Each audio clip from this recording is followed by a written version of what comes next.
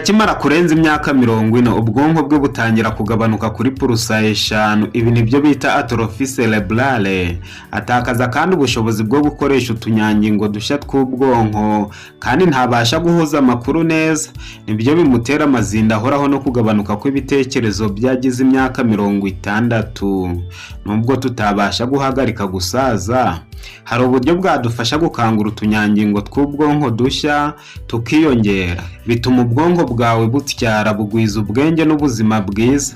Muri iyi video ngiye kubasangiza intungamubiri biribwa n'imibereho myiza umuntu akwiriye kubaho bikamufasha kongera utunyangingo tw'ubwonko, icyo abahanga bita neurogenesis. Byongera kandi ingano y'ubwonko kandi bitera imbaraga ihuriro ry'imyakura. Bana nanjye kugeza ku musozo w'iyi video maze nkumenera amabanga utarabwirwa n'undi muntu wese.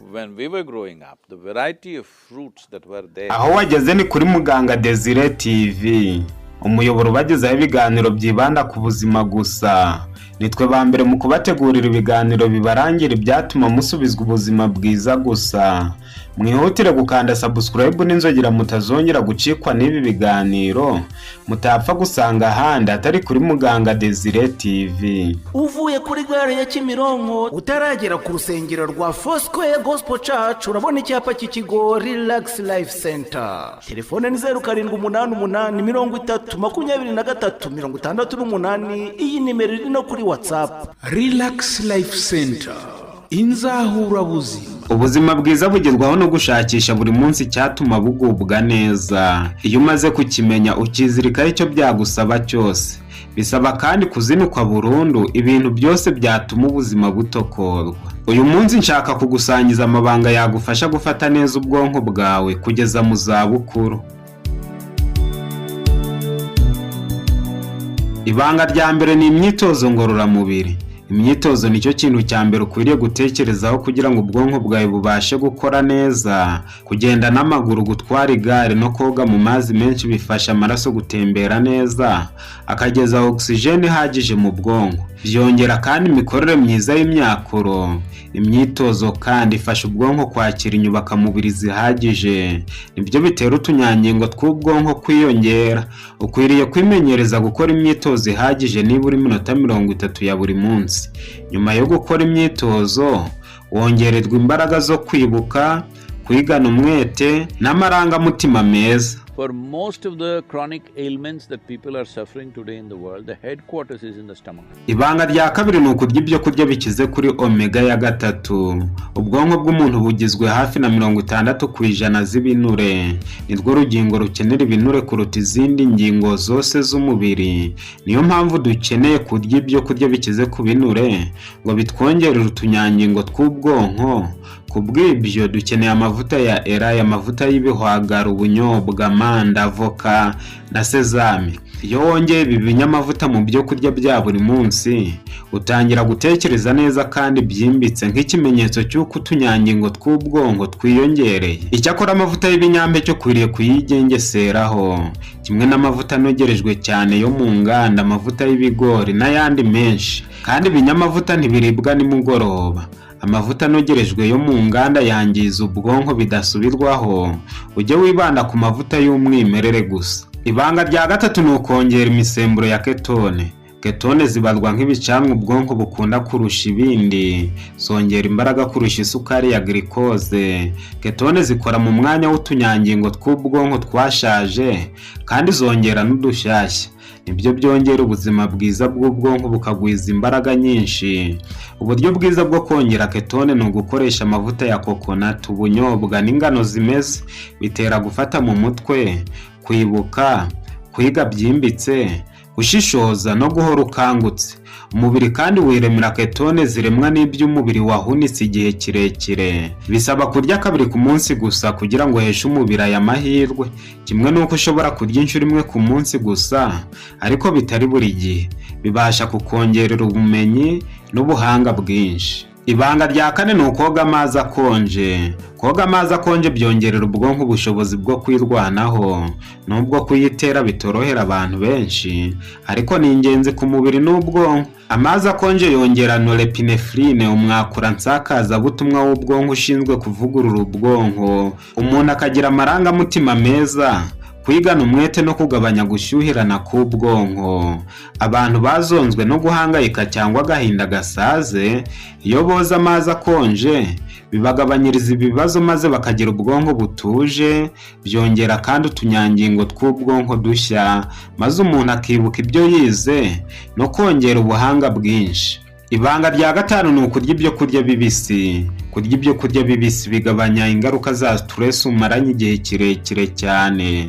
Twibukiranye ko stress zituma ubwonko bugabanuka, cyane cyane igice cyabwo bita hippocampus gishinzwe kongera utunyangingo dushyashya.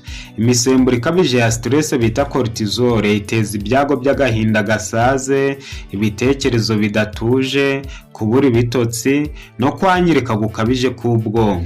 Iyo uriye ibyo kurya bibisi bikongerera amahirwe yo gusinzira amasaha agera ku 8, bisana ubwonko bwawe no kongera utunyangingo tw'ubwonko dushya.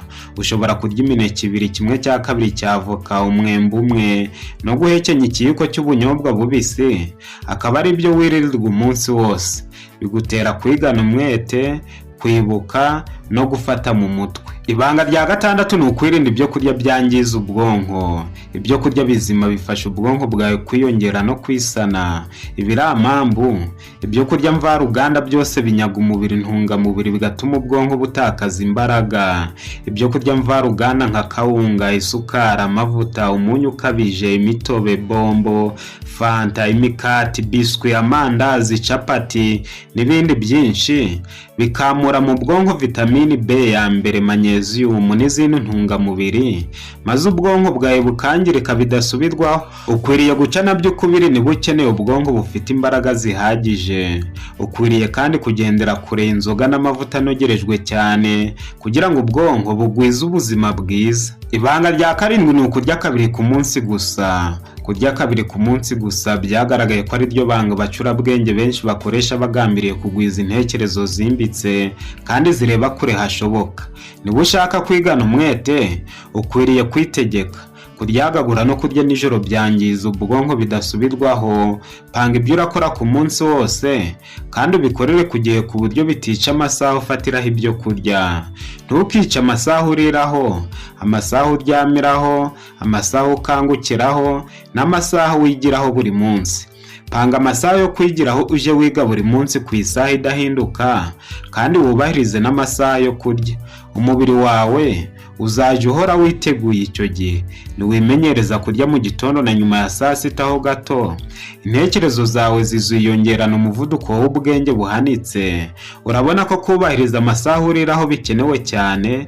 Uzajya urira kuri gahunda. Nubigeraho nawe uzabarirwa mu bacurabwenge bakenewe muri iyi si. Ibanga rya 8 ni ukwibanda ku bimera byongerera ubwonko imbaraga zihagije.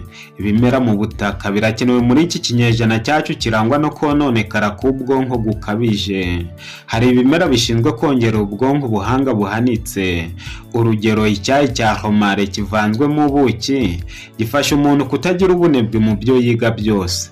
Ginkgo biloba ni ikimera gifasha amaraso gutembera neza akageza mu bwonko intungamubiri zose bukeneye. Kibungabunga ubuzima bw'ubwonko mu kongera utunyangingo dushya mu gice cyabwo cyitwa hippocampus. Intete za sezame nazo zahamijwe ko zibarirwa mu byo kurya umunyeshuri adakwiriye kwibagirwa. Uziriye mu gitondo umaze kunywa igikoma cy'uburo, uwo munsi wabasha kwiga ibintu byinshi cyane. Salade y'igitunguru, indimu n'ubuki iburizamo ubunebwe uko bwaba bumeze kose. Yongerera abanyeshuri umwete bagira mu masomo yabo, igabanya stress n'umujagararo umuntu akaba akangukiye amasomo yiga. Among the chronic substances, There are a few vegetables which are very highly pranic. Nk'uko mumaze kubyumva, hari amayeri umuntu yakoresha akabasha kugira ubwonko buhorana imbaraga mu byo yiga byose. Bisaba kuyizirikaho no guca ukubiri n'ibintu byose bituma ubwonko busubira inyuma. Iyo umuntu amaze gutera iyi ntambwe, ntiyongera kubarirwa mu baswa, ahubwo ahinduka umujyanama werekeza abantu ku mazi afutse y'ubumenyi n'ubuhanga nk'aho buri munsi. Tubashimiye kuba mubana natwe buri munsi. Mwahisemo neza kuko mwabonye umuyoboro mwiza udahwema kubagezaho ibiganiro birebana n'ubuzima bwanyu. Hahirwa bibanira natwe buri munsi kuko bamaze guca ukubiri na za ndwara bari baraburiye igisubizo. Niba ari bwo bwa mbere ubanye natwe, ikandire subscribe n'inzogera, nawe uzarushaho kunguka byinshi. Mbaye mbasezeyeho, tuzongera kubonana muri video y'ubutaha.